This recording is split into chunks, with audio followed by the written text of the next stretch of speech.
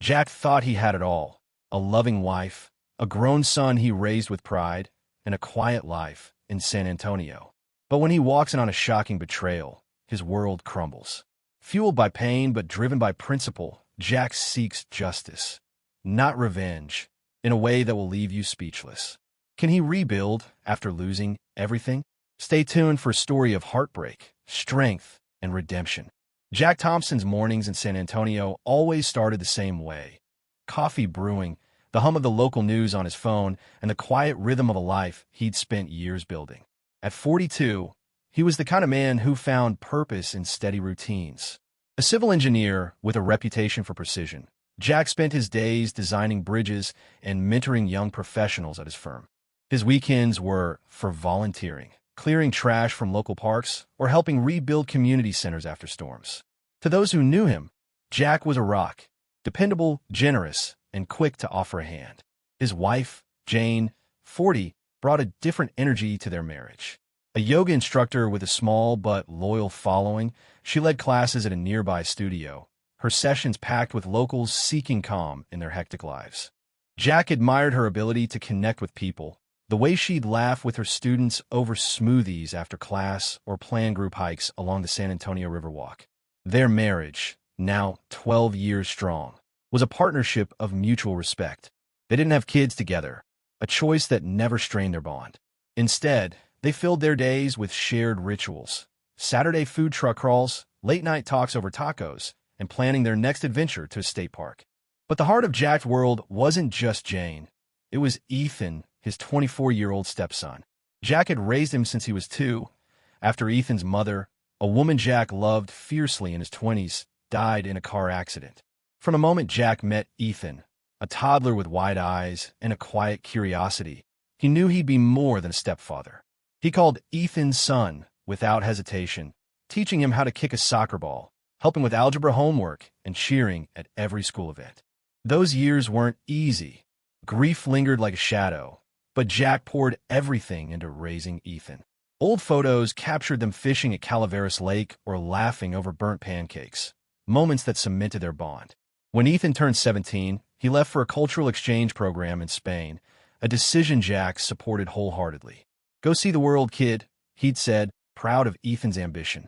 For 3 years, Ethan thrived abroad, studying, working odd jobs, and picking up 2 languages. Jack kept up through emails and occasional video calls, each one filled with Ethan's stories of new cities and new dreams. When Ethan announced he was coming home, Jack couldn't hide his excitement. "Texas missed you, son," he texted, already planning a welcome-back barbecue. Jane, though, seemed less enthused. When Jack mentioned Ethan's return, her smile tightened, her responses clipped. "It'll be nice," she'd say, turning back to her yoga schedule. Jack chalked it up to nerves. Ethan's absence had shifted their dynamic, and maybe she worried about adjusting to a full house again. He didn't push her. Jane had always been reserved around Ethan, polite but never warm. Jack figured it was just her way, a cautious distance that never seemed to bother Ethan. The day Ethan arrived, Jack met him at the airport, pulling him into a bear hug. Ethan, taller now, with a new confidence in his stride, grinned and slung his backpack over his shoulder. "Missed this place," he said, squinting at the Texas sun. "Back home." The 3 settled into a new routine. Jack dove back into work, leading a bridge retrofit project that kept him busy but fulfilled. Jane taught her classes, her evenings filled with lesson plans and client emails. Ethan, meanwhile, hunted for jobs, his resume a mix of international gigs and glowing references. Dinners were quiet but pleasant, filled with small talk about Ethan's travels or Jack's latest project.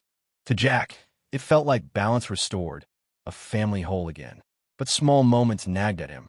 Jane lingered in the kitchen after Ethan washed dishes, their conversations stretching longer than necessary. Once, Jack caught her laughing at something Ethan said, her hand brushing his arm, a gesture that felt too familiar. He brushed it off. Jane was just warming up to Ethan, he told himself. After years of distance, maybe they were finally connecting. And Ethan? He was the same kid Jack had raised, thoughtful, driven, always quick to help with chores or crack a joke. One Tuesday morning, Jack woke to the usual: coffee, news, and a quick kiss from Jane before heading to a site visit. He grabbed his keys, checked his work bag, and left the house, the San Antonio air already warm at 7 a.m. He was halfway to the office when his phone buzzed, a client reminder. Reaching for it, he realized it wasn't in his pocket. He patted his jacket, checked the car console. Nothing. With a sigh, he turned the car around, heading back home. It was a small detour, a 5-minute fix. He had no idea it would unravel everything. As Jack pulled into the driveway, the front door was slightly open, a habit when he left in a rush. He stepped inside, calling out, "Jane, you see my phone?" No answer. The house was quiet, save for the hum of the AC. He moved toward the kitchen, figuring he'd left it on the counter. But as he passed the living room, he froze. There, on the couch, was Jane, pressed close to Ethan, their lips locked in a kiss that left no room for misinterpretation. Ethan's hands gripped her waist, her fingers tangled in his hair.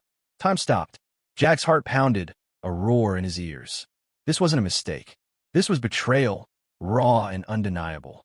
Jack stood rooted in the living room, his breath caught in his throat as the image of Jane and Ethan burned into his mind. The kiss wasn't a fleeting moment. It was deliberate, intimate, a betrayal that sliced through the trust he'd built over years. His pulse thundered, but his body refused to move. Jane's eyes snapped open first, wide with panic as she shoved Ethan away. Ethan stumbled back, nearly tripping over the coffee table, his face drained of color. "Jack," Jane stammered, her voice trembling. "This isn't what it looks like." Jack's silence was louder than any shout. He stared, unblinking, as Ethan scrambled for words, muttering, "Dad, I didn't mean," but Jack raised a hand, cutting him off. The word "dad" stung like a fresh wound. He didn't yell, didn't lunge. Instead, he turned and walked out, the front door slamming behind him. The San Antonio heat hit him like a wall, but it couldn't thaw the ice spreading through his chest. He got into his car, gripped the steering wheel, and sat there, replaying the scene, each second sharpening the pain. Jane ran after him, barefoot on the driveway, calling his name. "Jack, please, let me explain." He didn't look at her, just started the engine and pulled away, leaving her silhouette shrinking in the rearview mirror. Ethan was nowhere in sight. Jack later learned he'd bolted out the back door, grabbing his bike and disappearing down the street. Jack drove aimlessly, the city blurring past. His phone, the reason he'd returned, was forgotten. All he could think about was the life he thought he knew, now shattered. By noon, he pulled into a park near his office, a place where he'd once coached Ethan's soccer games. He sat on a bench, staring at the empty field, trying to piece together how it had come to this. Jane and Ethan, his wife and the boy he'd raised as his own. The betrayal wasn't just personal. It was a violation of everything he'd poured into both of them. He thought of the years he'd spent teaching Ethan to ride a bike, the late nights helping with essays, the pride he felt when Ethan left for Spain. And Jane, her laughter during their hikes, her quiet support during his long workdays. Had it all been a lie? His phone buzzed in the car, Jane's name on the screen. He ignored it. 10 missed calls followed, then texts. "Jack, I'm so sorry. Please come home. We need to talk." He deleted them without reading further. Instead, he called his friend Mark, a contractor he'd worked with for years. "I need a place to crash tonight," Jack said, his voice flat. Mark didn't pry, just offered his guest room. Jack spent the afternoon in a daze, skipping his site visit and letting his team handle it. By evening, he was at Mark's, sitting on a couch with a beer he didn't drink, replaying the day. Jane's next call came at 8 p.m. He let it go to voicemail, but listened later, her voice shaky. "Jack, it wasn't planned. It just happened. I've been feeling so alone, and Ethan was there listening. I know it's wrong. Please, let's talk." Alone? Jack's jaw tightened. He'd been there, working, providing, loving her. And Ethan, the kid he'd raised, had crossed a line that felt like a knife in his back. He didn't call back. The next morning, Jack returned home to grab clothes, bracing for a confrontation. Jane was in the kitchen, eyes red, hands wringing a dish towel. "Jack, I didn't mean to hurt you," she started, stepping toward him. He held up a hand, his voice low but steady. "How long?" She hesitated, then admitted, "A few months. Since he came back." Jack's stomach churned. Months of lies, hidden behind their shared dinners and casual routines. He asked if she loved Ethan. Jane shook her head, tears falling. "No, it wasn't like that. I was confused, lost. You were always working, and I—" "Don't," Jack cut her off. "Don't blame me for this." He grabbed a duffel bag, packed essentials, and left without another word. Ethan's room was empty, no sign of him. Jack didn't care where he'd gone. The trust was gone, replaced by a raw ache that made every memory feel tainted. Over the next few days, Jack stayed at Mark's, piecing together a plan. He contacted a divorce lawyer, Sarah Delgado, recommended by a colleague.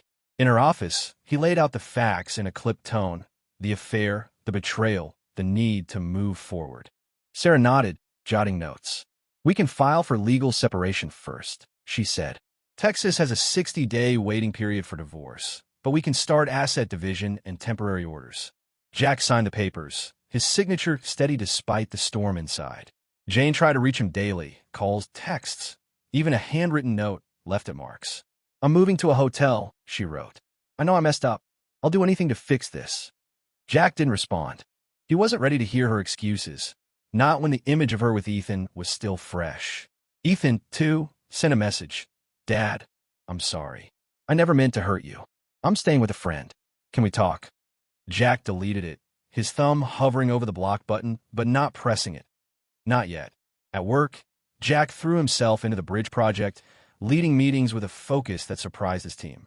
It was his anchor, a way to keep the pain at bay. After hours, he started searching for apartments, scrolling listings late into the night. He needed a fresh start, a place untainted by memories. One evening, while grabbing takeout at a food truck, he overheard a conversation about a local running club. On impulse, he signed up, craving something to fill the silence. By the end of the week, Jack tracked Ethan down through a mutual friend. He didn't want a scene, just answers. They met at a quiet park, the same one where Jack had taught Ethan to kick a soccer ball. Ethan looked rough, unshaven, eyes downcast. "I didn't plan it," he said, voice low. "It started with talks, then, I don't know. I was stupid. I'm so sorry, Dad." Jack listened, his face unreadable. The apology felt hollow, too late to mend what was broken. "You were my son," Jack said, each word heavy. "Not by blood, but by choice. And you chose this." He walked away, leaving Ethan standing alone, the weight of his words hanging in the air. Jack Thompson sat his car outside the San Antonio park where he'd just left Ethan, his stepson's apology still echoing in his ears. The words felt like ash, sincere but useless, unable to undo the image of Ethan and Jane locked in that damning kiss. Jack's hands gripped the steering wheel, knuckles pale, not from anger, but from a resolve hardening within him. He'd spent a week at his friend Mark's house, dodging Jane's calls and texts, but the confrontation with Ethan had flipped a switch. He wasn't running anymore. It was time to act. Back at Mark's, Jack opened his laptop and emailed his lawyer, Sarah Delgado, with a single line. "Let's move forward with the divorce." He didn't want to hear more excuses or pleas. Jane's betrayal wasn't a moment of weakness. It was months of deception, a deliberate choice to destroy the life they'd built. Ethan's role cut even deeper, a violation of the bond Jack had nurtured since the boy was 2. Jack had raised him through grief, taught him to drive, celebrated his successes. Now that trust was ashes. The next morning, Jack met Sarah at her office. She laid out the plan: file for divorce, citing infidelity, and request temporary orders for asset division. "Texas law requires a 60-day waiting period," she reminded him, "but we can secure your financial interests now." Jack nodded, signing documents with a steady hand. He didn't care about the house or the savings. He just wanted out. Sarah advised him to gather evidence, so Jack forwarded Jane's texts and voicemails, each one a mix of apologies and vague justifications. He felt no satisfaction, only a grim necessity. Jane had moved to a hotel, leaving the house empty. Jack returned to grab more belongings, bracing himself as he stepped inside. The silence was heavy, but he focused on practicalities: clothes, work files, a few photos from his early days with Ethan, before everything soured. Jane had left a note on the kitchen counter. "Jack, I'm broken over this. Please, let's talk." He crumpled it without reading further and tossed in the trash. Her words couldn't erase what he'd seen. At work, Jack doubled down on his bridge project, leading site visits with a focus that startled his team. It was his lifeline, a way to drown out the chaos. During lunch breaks, he joined a running club he'd signed up for, pounding the trails along the San Antonio River. The physical strain dulled the ache, each step a reminder he could still move forward. His running group, a mix of locals and transplants, welcomed him without questions. One member, a quiet architect named Lisa, shared his love for city planning, and their brief chats about urban design became a small refuge. Jane tried to reach him again, showing up at his office one afternoon. Jack's assistant turned her away, but not before Jane slipped a letter under his door. "I was lost, Jack," it read. "You were always working, and Ethan was there listening. It was a mistake, not love. I'll do anything to fix this." Jack read it once, then shredded it. Her excuses, blaming his work, her loneliness, felt like deflections. He'd been a partner, a provider, a father. If she felt invisible, she'd chosen to hide in the worst way possible. Ethan, meanwhile, had vanished to Dallas, staying with a friend from his exchange program. Jack learned this through Mark, who'd heard it from a mutual contact. Ethan sent one more text. "I know I ruined everything. I'm staying away. I am sorry." Jack didn't reply. The boy he'd raised was gone, replaced by someone he couldn't recognize. Blocking Ethan's number felt final, a door slamming shut on 2 decades of love and sacrifice. Jack's lawyer moved fast. Within days, the divorce petition was filed, and temporary orders secured Jack's access to their joint accounts. Jane didn't contest it. She'd hired her own lawyer, a signal she was preparing to leave San Antonio. Rumors spread among their mutual friends, and most rallied behind Jack, stunned by Jane's actions. One friend, a food truck owner named Carlos, pulled Jack aside at a community event. "You're better than this, man," he said. "She doesn't deserve you." Jack nodded, grateful but too raw to say much. He found an apartment downtown, a modest 2-bedroom with a view of the bustling street below. He signed the lease without hesitation, eager to leave the house and its memories behind. The move was quick: a bed, a couch, a few boxes of essentials. Work kept him grounded, but the running club became his release. One evening, Lisa from the group invited him to a local planning seminar. He went, not for connection, but for distraction, and found himself engaged in a debate about sustainable infrastructure. It was the first time in weeks he'd felt like himself. Jane's final attempt came a week later. She waited outside his new apartment, her car idling in the lot. Jack saw her from the balcony and went down, not out of hope, but to end it. "I'm filing for divorce," he said, voice cold. "This is done." Jane's eyes welled up. "I never meant to hurt you," she said. "It was a mistake, Jack. I love you." He shook his head. "You loved yourself more. You and Ethan chose this. Live with it." He walked away, her sobs fading behind him. That night, he slept soundly for the first time in weeks, the weight of his decision lifting just enough to let him breathe. Jack Thompson stood on the balcony of his new downtown San Antonio apartment, the hum of evening traffic below grounding him in his new reality. A month had passed since he'd walked in on Jane and Ethan, a moment that had gutted his world. The divorce papers were filed, the house was on the market, and Jack had carved out a fragile routine to keep himself moving forward. But the pain lingered, a quiet ache that surfaced in unguarded moments. He wasn't running from it anymore. He was rebuilding around it. Jane had left San Antonio for Austin, retreating to a friend's apartment after mutual acquaintances turned cold. Word of her affair with Ethan, Jack's stepson, had spread like wildfire through their social circle. Friends like Carlos, the food truck owner, stopped inviting her to community events, their loyalty firmly with Jack. Jane's yoga students dwindled, her reputation tarnished by whispers of betrayal. She sent Jack one last email before leaving. "I'm sorry for everything. I'm starting over in Austin. I hope you find peace." Jack didn't reply. He forwarded it to his lawyer, Sarah Delgado, as evidence for the divorce proceedings, then deleted it. Ethan, meanwhile, stayed in Dallas, crashing with a friend from his time abroad. Jack hadn't heard from him since their tense park confrontation, where Ethan's apologies fell flat. A mutual friend mentioned Ethan was jobless, struggling to find his footing, but Jack felt no urge to reach out. The boy he'd raised, the one he'd taught to fish, cheered at soccer games, and sent off to Spain with pride, was a stranger now. Jack had blocked Ethan's number, not out of spite but necessity. Every text, every call, was a reminder of a bond now severed. At work, Jack threw himself into the bridge retrofit project, his focus earning nods from his team. He led meetings with precision, stayed late to review plans, and volunteered for site visits that kept him out of the city. The project was ahead of schedule, and his boss hinted at a promotion. "You're a machine, Jack," he said. Jack didn't correct him.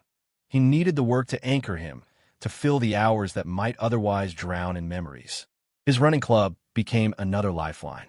3 times a week, he joined the group along the San Antonio River, the rhythm of his steps syncing with his thoughts. Lisa, the architect from the club, became a steady presence, their talks about city planning evolving into a quiet friendship. She never pried, but her sharp insights and dry humor gave Jack something to lean into. The divorce process moved steadily. Sarah updated Jack weekly. Jane wasn't contesting the filing, and the 60-day waiting period ticked closer. The house sale was in motion. Jack had listed it with a realtor, unwilling to live in a space tainted by betrayal. He'd taken only what he needed for his apartment: a bed, a small table, a few books. The rest, he left for the realtor to stage. When an offer came in, full asking price, Jack signed without hesitation. The money would give him a fresh start, maybe even a chance to buy a small place later. For now, the apartment was enough, its simplicity a shield against the past. Jane tried one more time to reach him, showing up at a community cleanup Jack was leading. He spotted her across the park, lingering near a group of volunteers. When she approached, her voice was soft, almost broken. "Jack, I'm leaving for good. I just wanted to say I'm sorry, face to face." He kept his gaze on the trash bag in his hand, his response clipped. "You said it already. It doesn't change anything." She nodded, eyes wet, and walked away. Jack didn't watch her go. He turned back to the volunteers, calling out instructions, his voice steady but his chest tight. Socially, Jack leaned on small connections. Carlos invited him to a food truck rally, where Jack helped serve tacos and laugh for the first time in weeks. The running club planned a charity 5K, and Jack signed up, training harder than he had in years. Lisa joined him for early morning runs, their conversations shifting from work to shared interests, local history, bad sci-fi movies, the best Icarius in town. She didn't push him to open up, but her presence was a quiet reminder that not everyone would betray him. Legally, Sarah kept things tight. She secured a temporary order ensuring Jack's access to their joint savings, though Jane hadn't touched them. The lawyer also uncovered a detail. Jane had used their credit card for hotel stays during the affair, a paper trail that strengthened Jack's case. "It's not about revenge," Sarah said, "but it helps with the asset split." Jack didn't care about the money. He wanted closure. He asked Sarah to push for a clean break. No alimony, no lingering ties. Jane's lawyer agreed, sensing her client's guilt made fighting futile. One evening, while sorting through old files, Jack found a photo of him and Ethan at a Spurs game, both grinning, arms around each other. For a moment, he hesitated, the weight of their lost bond pressing down. Then he set it aside, not in anger, but acceptance. Ethan had made his choice, and Jack couldn't carry the burden of fixing it. He boxed up the photo with other mementos, storing them in a closet he rarely opened. By the end of the month, Jack's life had a new rhythm. Work, running, volunteering, each filled a space the betrayal had hollowed out. He wasn't healed, not fully, but he was moving. The apartment felt less like a refuge and more like a home. He bought a coffee maker, started cooking simple meals, even hung a print of the San Antonio skyline on the wall. At the 5K, he crossed the finish line with Lisa cheering him on, her voice cutting through the crowd. For the first time, he felt a spark of something new. Not hope, not yet, but possibility. Jack Thompson woke to the faint buzz of his alarm in his downtown San Antonio apartment, the city's morning hum filtering through the window. 2 months had passed since he'd walked in on Jane and Ethan, a betrayal that had upended his life. The divorce was now finalized, the house sold, and both Jane and Ethan were gone from his world. Jack had carved out a new routine: work, running, volunteering, but the scars remained, a quiet reminder of what he'd lost. Yet, as the Texas sun rose, he felt something new, not just survival, but strength. The divorce had closed with a clean break. Sarah Delgado, Jack's lawyer, had navigated the 60-day waiting period with precision, securing a fair split of assets. Jane didn't fight it. She'd left for Austin, her reputation in San Antonio frayed by the affair's fallout. Mutual friends like Carlos from the food truck had sided with Jack, their support a lifeline in the early weeks. Jane's final gesture was a letter, delivered through Sarah. "I'll carry this guilt forever. I hope you find happiness." Jack read it once, then filed it away, unanswered. He didn't need her remorse. He needed to move forward. Ethan remained in Dallas, a ghost from Jack's past. After their park confrontation, Ethan sent one last message. "I'll always regret this, Dad. I'm staying away." Jack didn't respond. The boy he'd raised from age 2 through soccer games and late-night study sessions was no longer his son, not by choice but by necessity. Jack had unblocked Ethan's number but left the silence intact. Some wounds couldn't be mended, and he'd made peace with that. Work became Jack's anchor. The bridge retrofit project he led earned citywide praise, landing him a promotion to senior engineer. His team threw a small celebration at a local taqueria, where Jack managed a genuine smile, clinking beers with colleagues.